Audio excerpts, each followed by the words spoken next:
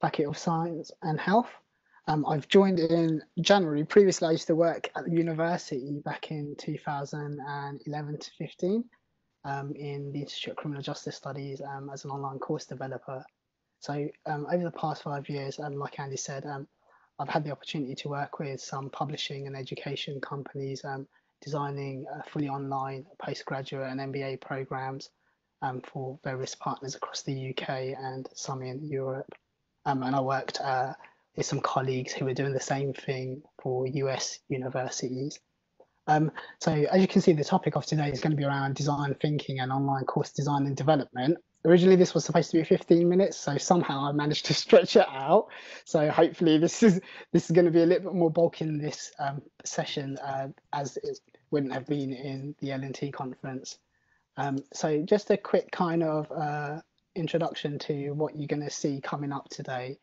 So I've kind of like taken an approach to this session, just like you would, I guess, when people are designing learning outcomes and things like that, where they're using a backward design approach. So you can see design thinking is right at the bottom. So this is going to be the last thing that I kind of cover.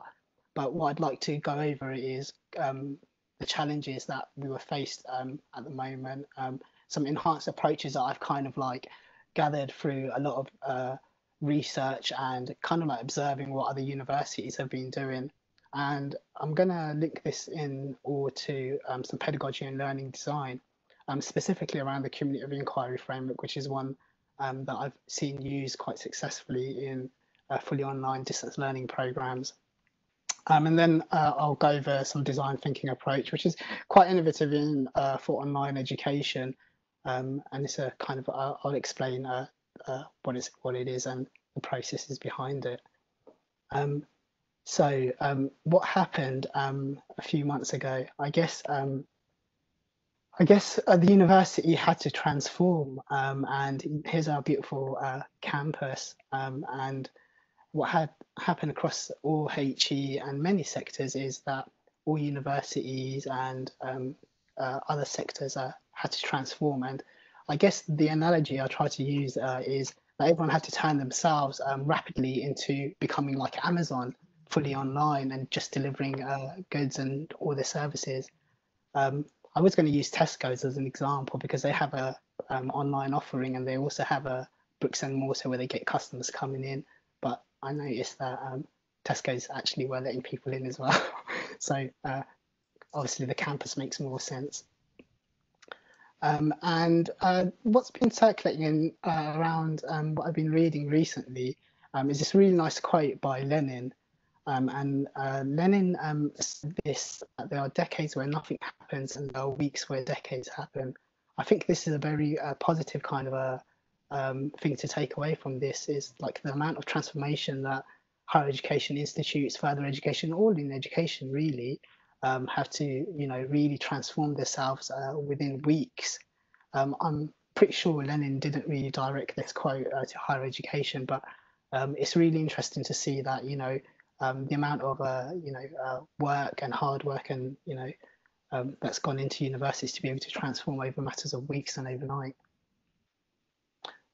So this also came with a lot of challenges, I guess, and these challenges came in waves. And obviously, you know, we're predicting some other waves to come across, but in higher ed, there's some kind of stages and waves that a lot of institutes are going through. And the waves, the first wave, I guess, was campus closures. And pretty much these stages are what I've noticed a lot of universities are doing across the UK. And it's pretty much around stabilizing, enhancing, and elevating. I guess a lot of us at the moment, we're still in this stabilized moment where we've moved timetable classes to webinar formats. And the next kind of stage, which a lot of universities will be going to for September, October, is this enhanced approach, which is to introduce online pedagogy into our course design through structure, through social, experiential, and activity-based learning. And I guess the final kind of stage that hopefully will come out of this kind of a situation that we've been in is to innovate and to identify opportunities for universities, whether it's in online degree programs, flexible approaches to education. And most importantly, one of the fundamental things I think that we've had a lot of challenges with is online administration and support, specifically around students.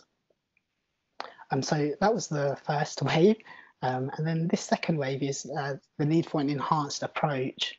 So the response has been pretty much a move beyond remote education to an enhanced, more pedagogically driven model of online and blended education. And these are a few kind of things that I've noticed all universities across the UK are doing, which is kind of like to have this structured approach, clarity on what's essential, what's optional, what's assessed, and then support that through teacher presence and faculty, and that's through peer communities and using the VLE as a tool for that support and communication between student to student and teacher to student. And then the other one is to make sure that there's a social aspect towards our offering. And these are kind of like activities to promote active learning, community group work and peer-to-peer tasks.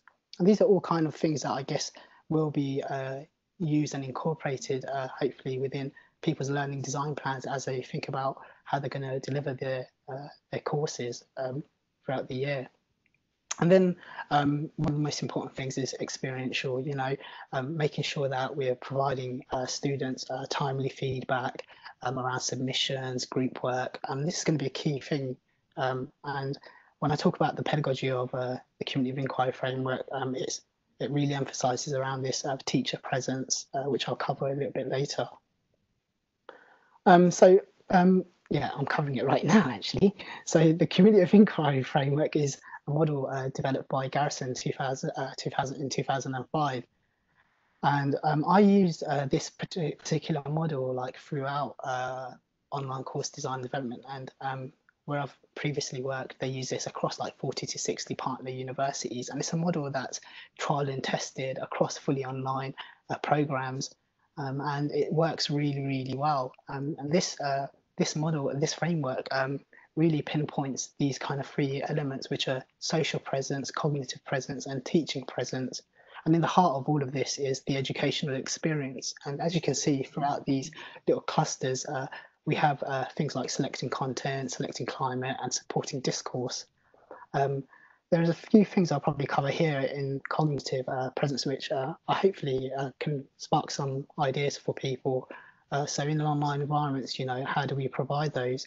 And these are kind of like providing trigger events, questions to students, encouraging students to be to explore within their activities, finding ways to integrate approaches, and then working towards resolutions. Is a really important part of critical assessment.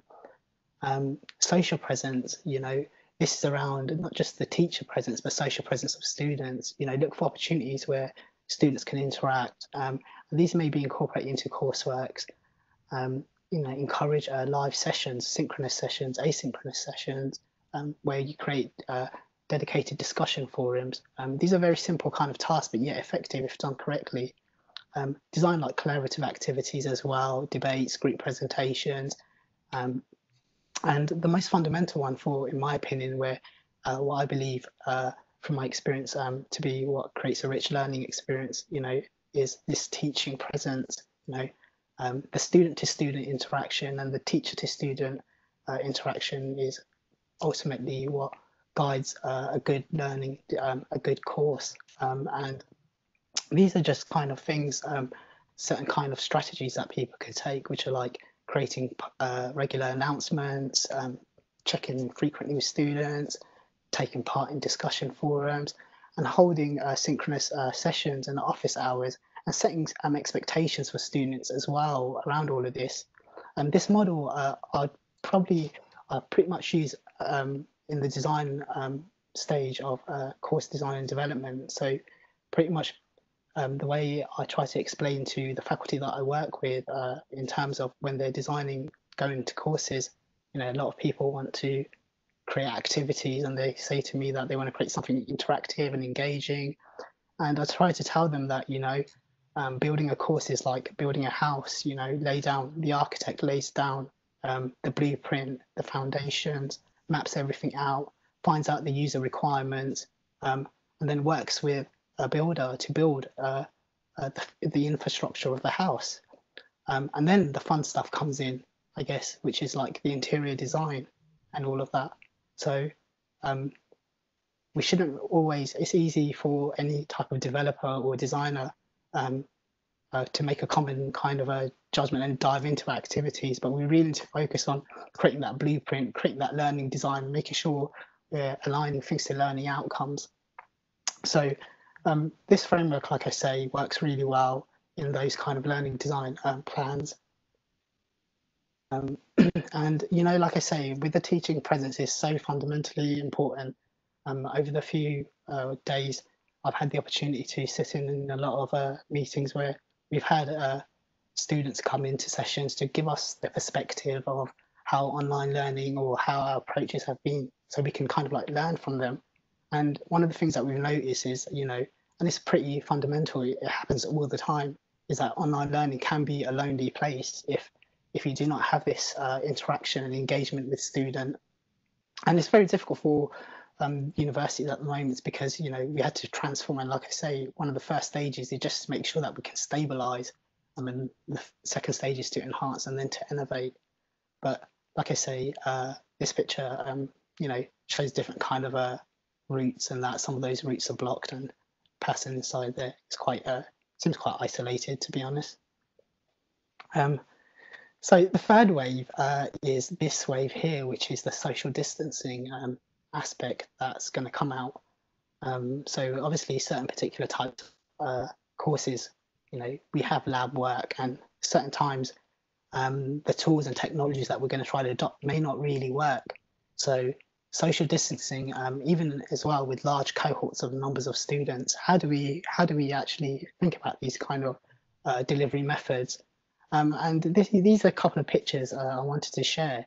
The top left-hand corner one, where we've got this kind of just one TV screen, was taken from one of the partner universities that one of the companies I used to work with used to do create online courses for, which is Georgetown McDonough Business School. And this is back in 2015. They have a large cohort, but what they used to do is for seminar sessions, they used to have this TV screen which was connected to Adobe Connect, and students could dial in on the telephone with their mobile phones and still participate and not really be reliant on the internet connection, whilst other people could also join in through web conferencing technology. And it really provides that flexibility for students to deliver in this method. And that was 5 years ago. And over time, this has advanced quite dramatically, I guess. And you can see from at the bottom picture, is Colorado University, and Colorado University use this approach where they have big screens across behind the students instead of a TV kind of screen with connected to a conferencing tool. These tools are a bit more advanced nowadays. Like I say, the other one, top left-hand corner, was back in 2015, and the bottom one is far more advanced. Kind of technology that they've incorporated. And the most interesting one that I've seen recently, and it's actually, I kind of saw this quite a while back, and it's the top right hand corner, which is where they transformed the lecture theatre, and with these big screens, web conferencing tools. And that's the University of Belfast.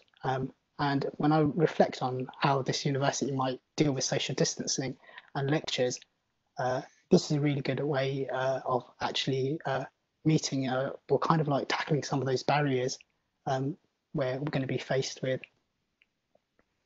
And the fourth wave, I guess, is, you know, is really about the student experience, you know. At the moment, like I say, we've been stabilizing, making sure we got assessments and things like that done. And we've had very little time to really adapt and really think about the student experience. And universities have done really great work around joining in sessions with students or students joining in meetings to discuss some of the challenges that they face. So I guess the online efforts that now, you know, they need to go beyond just the academic curriculum. You know, all staff now need to be engaged.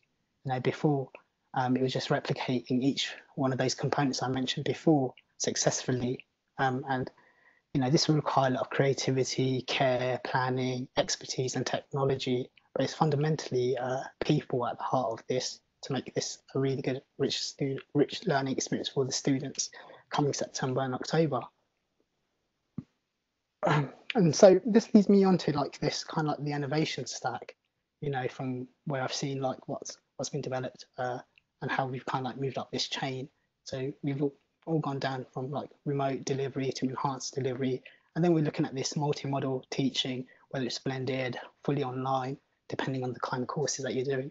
And ultimately, what we're trying to aim at is that student experience, providing that rich student learning experience. So this kind of nicely moves into what design thinking is, and I use this approach basically in all learning design plans. I use it as an overarching kind of way to think about problems and situations, really. And design thinking isn't really necessarily about designing things in a nice way. It's about the thinking of design. And this was kind of like introduced back from like the 1960s by the likes of Herb Simon and Bruce Archer, who described the thinking of design, or design as a thinking process, as encompassing art and science, which I think is a really nice way of describing the essence of design. And later on the years, Tim Brown, who's the president and CEO of IDEO, who's a real kind of like well-known design thinker, quoted this, which is, design thinking is a human-centered approach to innovation that draws from designers' toolkits to integrate the needs of people, the possibilities of technology, and the requirements for business success. So as you can see, I've highlighted two key things here, which are human-centered and the needs of people. Oftentimes, like I say, even when we're designing courses, we're quick to, it's a common, you know, common for designers, developers, everyone to get really excited about creating activities, but we really need to kind of like step back and really think about the user requirements and their needs and approach it from that kind of angle. So design thinking, there's a really common design thinking process, and it's a 5-stage process really. And the 5 stages are empathize, define, ideate, prototype, and test. And there's so many different kind of ways to incorporate this kind of approach. I've seen a lot of some universities do some really creative stuff with this approach, and they actually use it as a pedagogical model when they're designing activities. Others use it for developing content, but I like to use this as a kind of like before all of that, when you're trying to build out something in a discovery, needs analysis, or a design sprint, use this approach, because it would determine how everything else falls into place, and you'll be able to kind of iterate and solve a lot of problems early on. So this empathize phase stage, what does this mean? This means about learning about the audience for whom you're designing. And these are like, who are your learners? What would they be doing? How would they be learning? What do we want them to learn? And what do we want the learning experience to look like? After this stage, you can move on to this define stage, and you'll be able to, with that data that you've got and the insights that you've got from the empathize phase, you can construct a point of view based on those insights. And then you can move on to ideating and creating creative solutions for this. And this is where design thinking is really useful, because it's not a linear process and it's an iterative approach. A lot of people who might design courses use an approach like ADDIE, which is analysis, design, development, implementation. This is really still good, and I still use that kind of approach when I create learning design plans. But having this method overarching all of this is really good, because you can ideate and prototype constantly and move back and forward. So you can create your solutions in this ideate phase and go on to doing some rapid prototyping, whether it's content creation or your actual idea of a learning activity that you want students to do. And what you'll do in this prototyping stage is that you'll be able to build out a little proof of concept, and you'll be able to show other people this, and you'll be able to test it. So you move on to that testing phase where you're going to test it, and whether it's groups like focus groups, or the original users that you were thinking of. And then if it doesn't work out, you can go back and start defining again, and then do the process again. So it's a very iterative approach, and it's a really good way to solve out problems early on in the stage and do things quite quickly. So I'm just going to move on to this design sprint, which is one of the things that I try to do.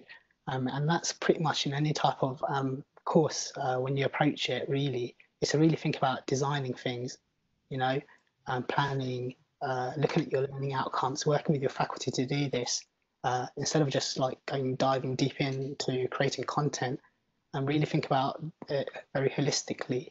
And during this discovery and needs analysis phase, or you can call it a design sprint, really, you'll be able to identify a lot of key things early on in the stage. And so one of the kind of sprints that I use is this one here, which is, I just labeled it as step one. And it's pretty fundamental, which is to establish a vision, a forward-thinking statement of intent. You know, when you're designing courses or programs, you know, because we've got a lot of campus-based courses at the moment, the campus-based course, translating it online, it has to adapt. It has to. Otherwise, you're not going to be able to deliver that same kind of learning experience. So you're going to have to adapt and create new ways of delivering content, or the actual structure of how you're going to be delivering it on a weekly basis. So these are kind of like things that I would take into consideration, which, like, you know, 1 month after completion, you know, what's the intent? You know, what do I want the learners to do after 1 year? What do I want them to learn after, you know, or say after 5 years of completion? You know, what does success look like for, you know, the online blended offer? And what is the vision statement for this? It's really imperative, I guess, to have a vision and to set that vision up, you know, quite high in that, so you've got something to aim for. And like I say, with this kind of step, you can use a workshop method. As you can see, most of the time, a lot of people do these workshop sessions with post-it notes and things like that.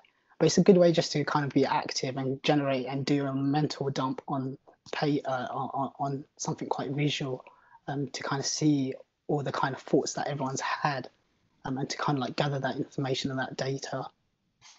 And then after you've done that, kind of those steps and that, what you can do is you can start looking at principles, and you can start aligning it to principles that you've probably set out. You know, so as you can see here, we've got like our recently our principles of blended learning. You know, sometimes principles come out of doing these workshops in these discovery and needs analysis phase of like a design thinking approach. And as you can see on the left right hand side, these are kind of things that I've kind of done that have come out for various other partner universities. And Portsmouth, I guess, is at the moment is pedagogy led, flexible and responsive, inclusive and supportive, staff and student partnership centered and aspirational. And here's one that on the right hand side, which is one that's come out of a design sprint, which is authentic, which means apply to the real world for both personal and professional development. Support learners' feedback and feed forward. Make sure your programs are connected to peers, experts in the field and the outside world. And then challenging, you know, make sure everyone is able to challenge and critique the existing norms. You know, things are different now, things change, times change. Certain things might have worked before, but due to technological advancement, you know, it's really difficult to everyone to keep to the same kind of model or an approach. Sprint 2, I guess, again, it's another discovery phase. And this is kind of like takes me back to my days in marketing, where you know, you kind of like find out about your users. You know, so you create personas, fictional characters that embody aspects of the learners, you know, their goals, their needs, their expectations, and certain type of questions that, you know, could come up in these are very simple type of things when I look back at marketing, because this is what happens when you create products as well, which are like, what are the demographics, where do they live, what are their motivations, why are they taking this course, what do these students enjoy, how do they prefer to learn, you know, what challenges, obstacles might they face, what will make online blended learning difficult for these learners. So it's a lot about asking questions. You know, we don't really have to have the answers, but asking those questions will lead to being able to create solutions. And then a step 3 is like, how can we, so with all that data, you're going to have to ideate and come out with creative solutions. How can we do this, or how can we do that, what are the solutions to these challenges? And I think innovation, you know, especially around, I guess, these kind of like difficult and uncertain times, you know, I notice the human species does its most interesting innovations and then jumps into different spaces when we've pushed into a corner, I guess. So there's a lot that can come out of using these kind of approaches. And going back to the alignment of the principles, once you've gone through these processes and you've come out with solutions, you can align it to your principles that you set out, or you came out of those workshops, those discussions that you had about how you wanted your program to look like. And these are certain things that I've just come out of from the initial diagram that you may have seen, which had those couple of points, connected. Are there chances for students to develop, connect with, and share ideas with peers, develop cultural awareness and sensitivity to diversity, and to work more effectively with counterparts from different countries and functional backgrounds? We need to take these kind of considerations. Certain students may not be able to come on campus. These cultural differences and really need to be taken into consideration. You're going to be working on a global scale with a global audience of people who are not going to necessarily be able to have those conversations that they would have face to face. So we really need to preempt and think about these kind of things and challenge. I find this kind of principle really important, which is critical. Has this program met the overall learning outcomes, intellectual knowledge? Do students really have a chance to devise their own line of inquiry? Can they transfer or translate that learning into their own context? Are there opportunities to create, evaluate, and here's other critique? And then link everything up to assessments. How do we actually get that feedback for assessment? Will we know they have achieved those particular types of goals? So that will come into kind of your evaluation stage. And I guess last few words for me for this session is these are kind of a few pointers that I kind of grabbed, and these are quite controversial ones as well. So for certain people, I guess, people can take it in a very different kind of context than that. And Roger Schank is the CEO of Socratic Arts, and he basically does 100% learn by doing methodology. And I guess back in 2011, I found this from UCL, where they quoted his this quote that he made, which is, there are only two things wrong with education, and one is what is taught, and the second is how it's taught. And that was back in 2011. And like I say, it can be taken very differently in that, but it's something to actually think about. How do we actually, how have we been teaching in that? Yes, we've been teaching maybe face to face, but online is going to be very, very more different for us and challenging. And how do we prepare for ourselves for those kind of situations? And there was this particular quote by a policymaker who kind of investigates all the policies of higher education, further education, and schools across the UK. I couldn't remember his name, but it's a really interesting quote that he made. And he said that learning is not a transactional phenomenon. Learning is a relational phenomenon. And what I guess he means by that, this is that, often education seems like commodities. People come in, people leave, you pay, you go, kind of thing. And it should be a relational phenomenon, because if we look back to our teachers and those who taught us, and those who kind of communicated and collaborated with us throughout our lives, I guess, those are the kind of relations that stick to us, when we grow up in that. And, his quote was, with that following quote, he did mention, and I guess that from the National Office of Statistics, I noticed this as well, where there's, graduate unemployment. Graduates are saying they can't find jobs, and employers are saying at the same time they can't find people with the skills to do the jobs. So I think we need to put a big question mark there, like something's happened, right? If graduates can't find the jobs, but however employers are saying, they can't find people with the skills to do it. And I guess that's the end of my presentation, really. So any questions? Andy, I can't really see any questions. Anybody? Let me just make. No, that's great. Anybody got any questions? Abdul, first of all, thank you. Really I'm sitting here at home designing modules, and it's always training resources, and it's kind of like it's nice just to get some additional thoughts coming in around design thinking because it makes sure that I'm on the right track. Colleagues, would anybody like to unmute or put any comments in the comment box? You're really free now to chip in, and really it's a starting point for a broader discussion if you'd like to have one. We've got plenty of time. So any questions about design or what you should be doing next, or where any clarification on what the university is going to be doing because I'm here, and so on. James, yes, when the video is, yes, we will. It's going to go out, and we are putting all the L&T webinar videos on our Tails on the Tails site for the guidance. So that'll be out in the next couple of days, early next week. Awesome.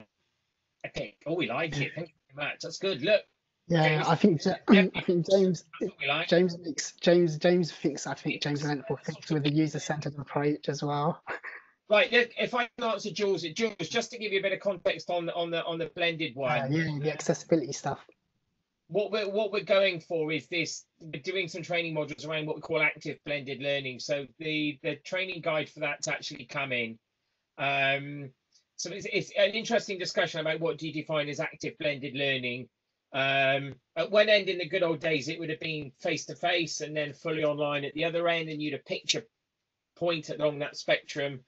In fact, I was writing the script for a video for this morning, and we've definitely been pushed to the right, so we're more online, but within that space, it's trying to think about the best blend for what you actually want to do online, and using the right kind of like technologies to help that, making sure it's pedagogically linked. So the training resources are going to cover that, and it's also going to link. I'm just designing some workshop resources today about how to design for that. And if you Google the ABC learning model that comes out of UCL, we're kind of like aligning to that a little bit, and a few other bits and bobs. So we're here to help, and that's the conversation that we want to have with colleagues over the next few weeks to make sure that you understand what that's all about. Abdul, would you like to add anything to that from an OCD perspective? Yeah, I guess from my perspective is that, which is what I mentioned earlier, it's really easy and common for everyone to start building out activities, interactive content, what have you. And we often oversee this design aspect, which is, the learning design plan. So I'd encourage everyone pretty much to work with faculty to really understand about how they're actually creating those learning outcomes. And then when we are creating activities, making sure we use like a backwards design process, make sure whatever it is we're doing, we're aligning to those. So, hold on to like creating stuff as in one go, because, you don't build a house and start putting in the furniture, do you? You start building the foundation, right? So that's the way I kind of like think about it. There's a couple of comments in the chat here about content, and I think that's really, really important. And I think Beck that's Beck. You came to my ABL session, didn't you? So I think that's you remembering that. It is content is king. Just because you've got the technology, it's not about regurgitating it. It's about being a little bit different, but making sure that if I made the starting point for me, is that please do not reinvent the wheel. This is about thinking, what do you do now? So you're running a session and you're doing some really good stuff. What you've got to do is think, right, what do I do now? Audit the kind of things that you're doing, and then just ask the question, right, what can I flip out? What could the students do remotely? A bit of background reading, some quizzes or whatever. And what do I want to perhaps do in a different way? So please do not reinvent the wheel. This is about content first, how you get students to engage with that content, and then finding the right kind of tools to fit that purpose. And that's the most important thing. It's not about going, oh, I've got this kit and I want to use it. I think it's about finding the pedagogic driver that's actually going to take you forward. And there's lots and lots of tools out there. Think about it as one of the analogies I like to use is think about a pick and mix approach. That you walk into an old-fashioned sweetie shop and you're faced with all sorts of different jars full of sweets. I love a pink shrimp, but I wouldn't want to eat pink shrimps for 12 weeks. So it's about creating that blend of, I want to use a group discussion there to do that, and I'm going to use a Mentimeter there, and I want to do something like that. So over the course of a module, you're giving the students quite a varied diet that actually keeps them engaged for that period of time, but also developing different types of skills.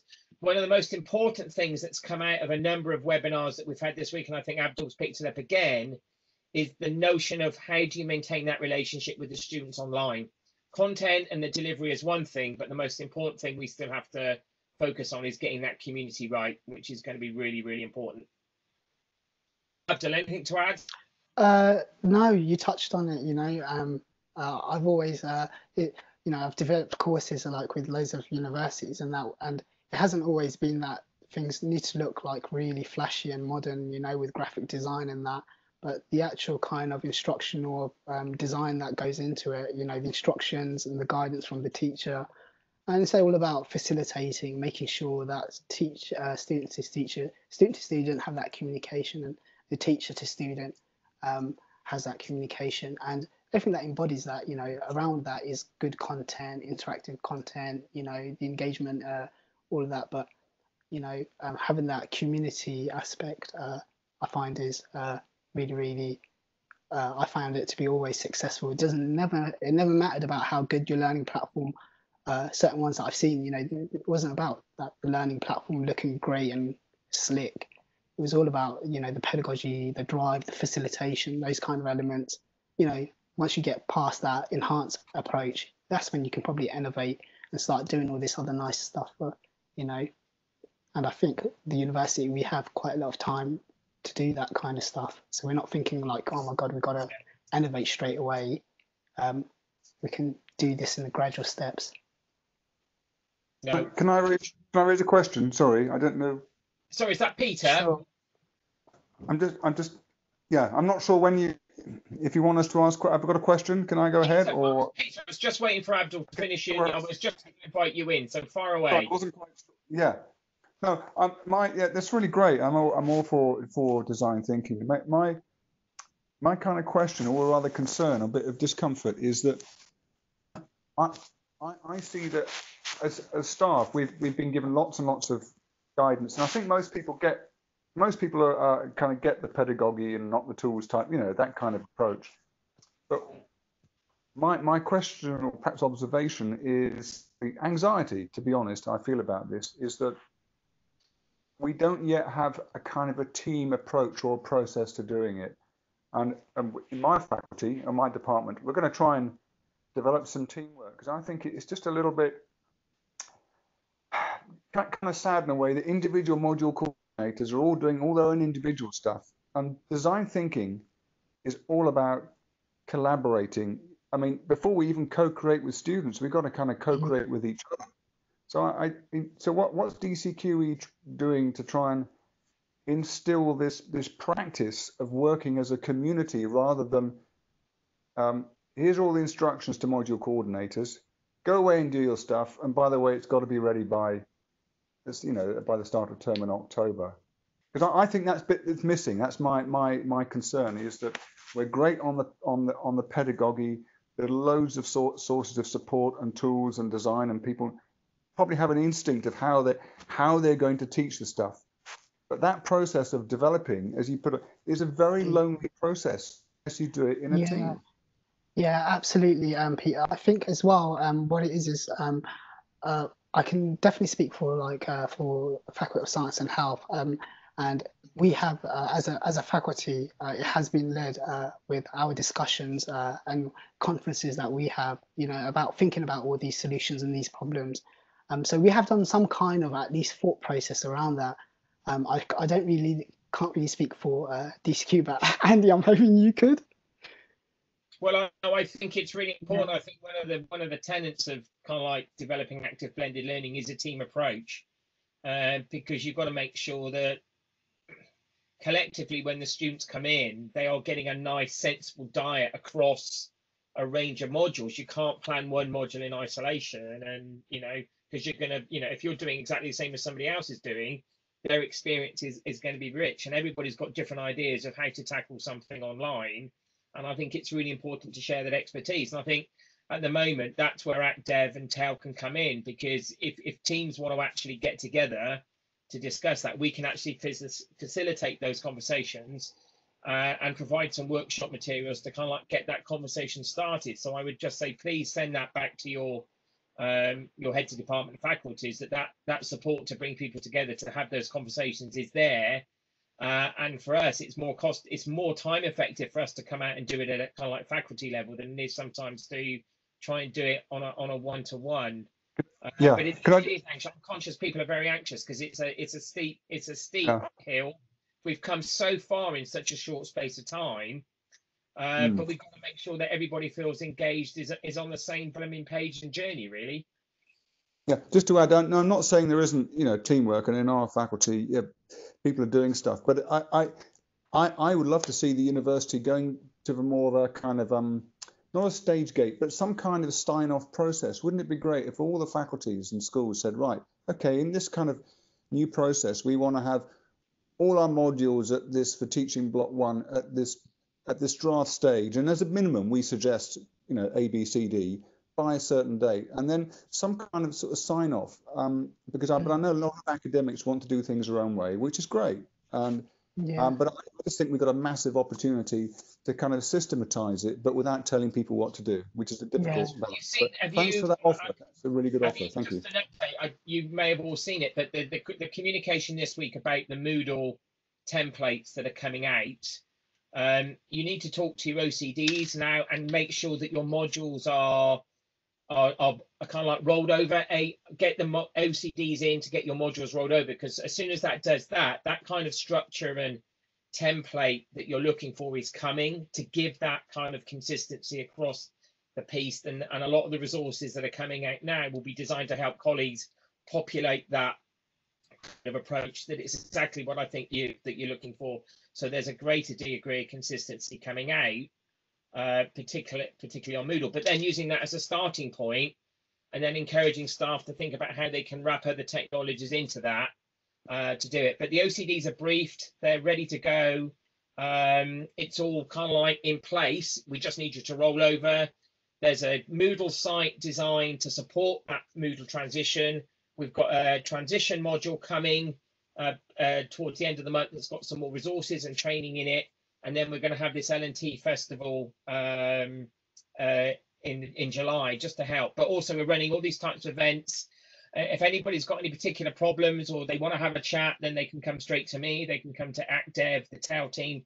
We are here to help, as are all the online course developers. We're kind of like poised and ready to go. So if anybody needs anything, then please come and ask. And I would just say to people, be imaginative, be aspirational in what you are trying to do. Nothing's off the table because the support is there, kind of like to help you do it. Tracy, I was noting that you thought it was a bit controversial that you're playing with H5P. No, play away, because you do need to understand what some of the kit can do. I've been playing with H5P this week, doing some different games for one of my training books. And I have to say, it's actually been quite enjoyable just getting stuck in and see what it does. And the end result has actually been quite cool. I'm rather pleased with it. So you'll see that when it goes live. Colleague, anything else? Has anybody got any more about? Just to ask, because I'm just conscious based on piece. Has anybody got any other concerns or anxieties about where we're going, or is there anything in the moment you see a big challenge that we need to help with? Please feel free to unmute and just drop in, and we can have a conversation. Andy, can I just pop one thing? I think would be really, really help is if there are some bits of good practice and people doing things with actual modules and content, just and seeing stuff in progress, it'd be great to share it. So like if science faculty have got something written down or some examples of how they involve students. That level of it's coming, and when you roll over and select, when you see the rollover pages on your Moodle, there are links to preview sites, so it'll give you ideas of the types of things that are coming, and we've mocked up some modules to help you see what it needs to look like. But again, we're here if you want to have a one-to-one about the types of things you'd like to do on a particular module. That's what we can actually help with. So just email and we can arrange that.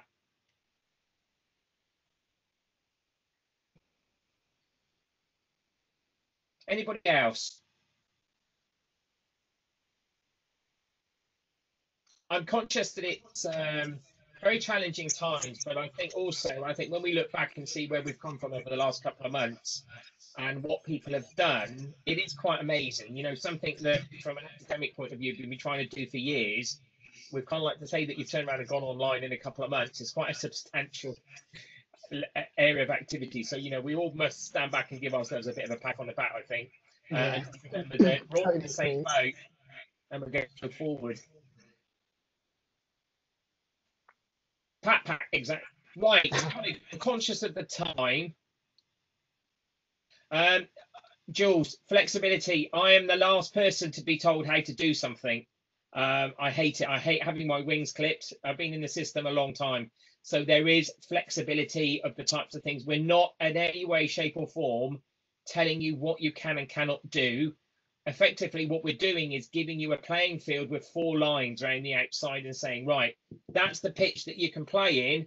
How you play and what you put in place is completely down to you.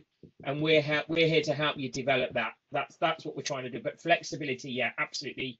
Because you've got to be engaged with it. You've got to be motivated to do it. Critical. I'm conscious of the time. I think we will wrap it up. Can I just say another massive thanks to Abdul for a fantastic presentation. It has been recorded. We will distribute the link round once we have it live. Thank you again to everybody coming. Please keep an eye on the academic events page for forthcoming events. We are trying to maintain a program, and the TAIL Festival stuff will come. And yes, we can showcase modules on that. And again, the festival is going to be some workshops, but also really bite-sized things to showcase the practical things that you can actually do. So watch for details of that. But like I said, any problems, please contact ACDev, TAIL, myself, and we will get you sorted. Please do not suffer in silence. There is so much support out there. We can help you achieve great things. God, I sound like Donald Trump saying that. I do apologize. At that end, it's time to go home. Right. Okay, Abdul, you've been a star. Thank you very much, everybody. Thank you, Please take care. Take care, Andy. So. Thanks.